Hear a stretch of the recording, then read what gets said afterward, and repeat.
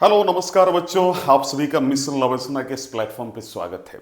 आज sectors of economy को हम लोग फाइनल कंप्लीट करने वाले हैं। आप सभी को मालूम होगा कि सेक्टर्स ऑफ इकोनॉमी को 3 भाग में डिवाइड किया गया था।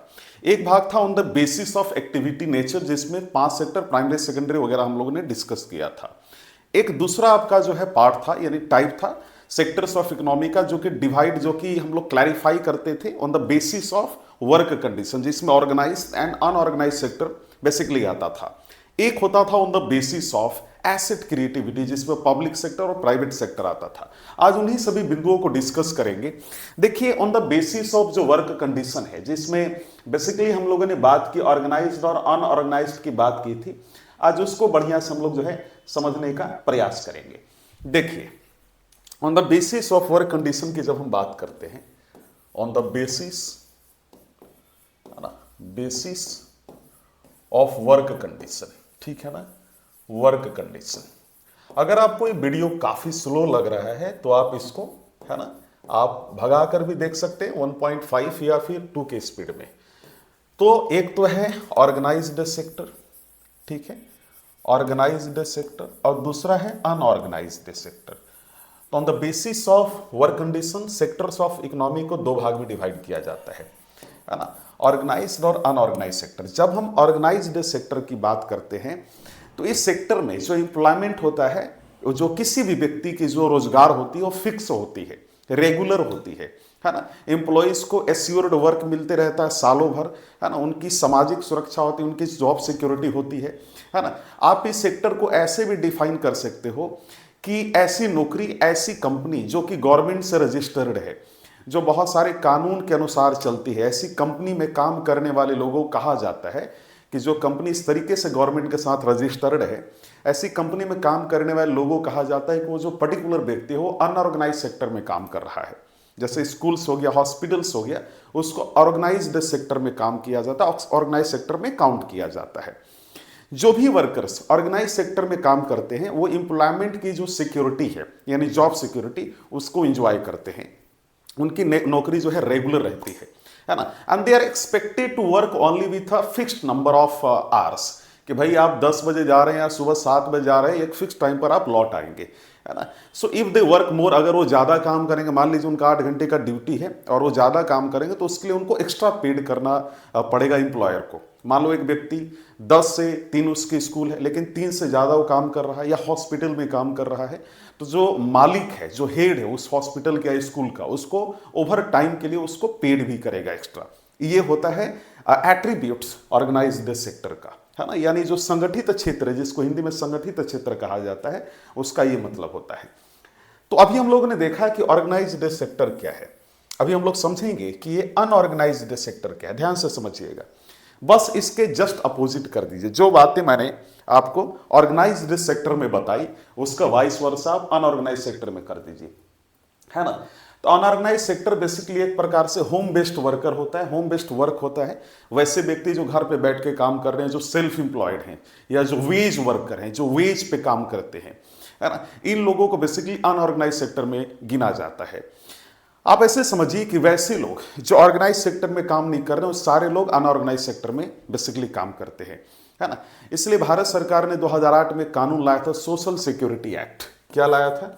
सोशल सिक्योरिटी एक्ट, है ना। भारत सरकार ने एक कानून लाया था, सोशल सिक्योरिटी एक्ट 2008, और जाहिर सी बात है मनमोहन सिंह के द्वारा ये लाया गया था। इस कानून में ये बताया गया था, unorganise sector social security act कानून का नाम था, 2008 में लाया गया था।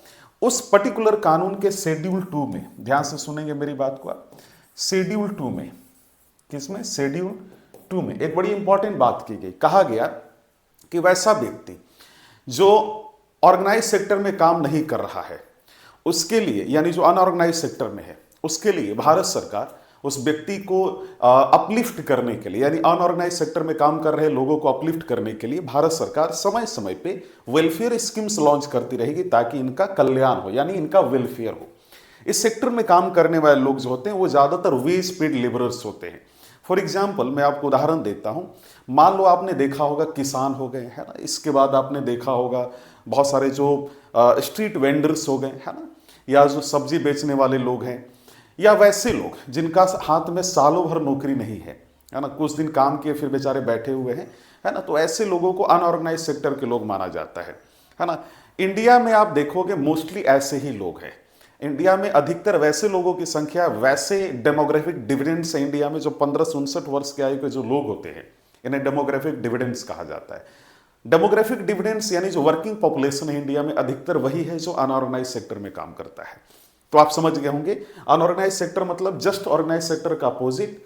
और अनऑर्गेनाइज सेक्टर को पकड़ना है तो ऐसे समझिए कि वैसे लोग जिनके पास रेगुलर काम नहीं है, फिक्स्ड सैलरी नहीं है, अगर वो मान लो कहीं काम कर रहे, ओवर टाइम भी करे, तो उसके लिए उनको एक्स्ट्रा पे नहीं होगा।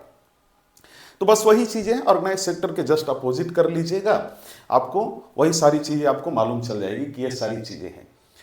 ये भी एक बड़ी अजीब सी बात है कि जब हम बात करते हैं कि अनऑर्गेनाइज सेक्टर का, तो इस सेक्टर में काम कर रहे लोगों की सैलरी हाई नहीं होती, बड़ी लो सैलरी पे बेचारे काम करते हैं, है ना, बड़ी लो सैलरी पे।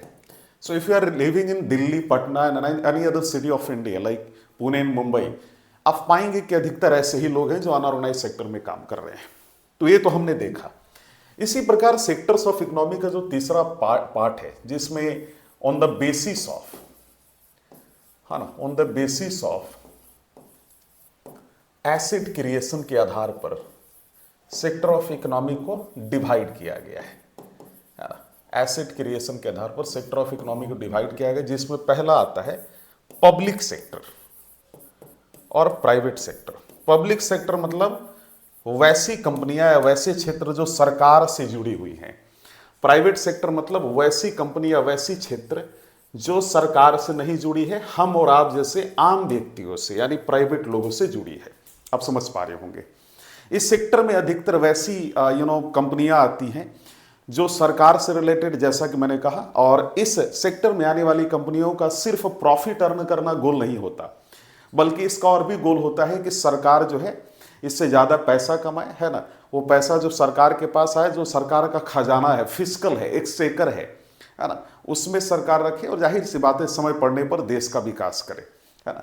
अब इस चीज़ का जब मैं एक चैप्टर आप लोग को पढ़ाऊंगा, है ना, जब public sector company, public sector आप लोगों को जब पढ़ाऊंगा, एक चैप्टर है इकोनॉमिक्स का, तो उसमें मैं आप सभी को बताऊंगा कि मिनी रत्ना, महारत्ना, है ना, इसके बाद महारत्ना जो है, नवरत्ना वगैरह क्या होता है। So basically Maharatna, Navratna and mini Ratna are a kind of category. Bharat सरकार की कई कंपनियां हैं, सरकारी कंपनियां, उनको इन 3 कैटेगरी में बांटा गया है। हम लोग इस पर भी बहुत ही डिटेल में डिस्कशन करेंगे।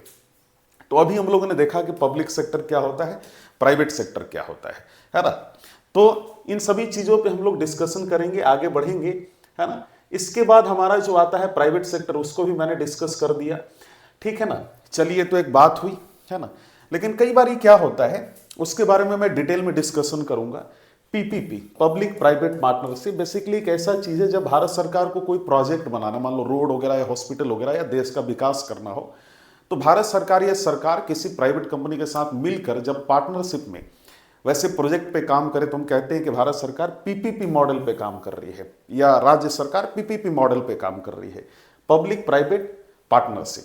बहरहाल आज जो हमारी लेक्चर थी सेक्टर्स ऑफ इकोनॉमी, उसमें on the basis of work condition, on the basis of asset creation, on the basis of जिसमें हम लोगों ने 3 कैटेगरी की डिस्कशन की थी, जिसमें हम लोगों ने on the basis of work condition के अंतर्गत हमने कई सेक्टर्स ऑफ इकोनॉमी को समझा, पढ़ा, है ना, जिसमें हम लोगों ने स्पेशली खास तौर पे हम लोगों ने जो स्टडी किया, हम लोगों ने जो किया ऑर्गेनाइज और अनऑर्गेनाइज सेक्टर का on the basis of work condition के आधार पर।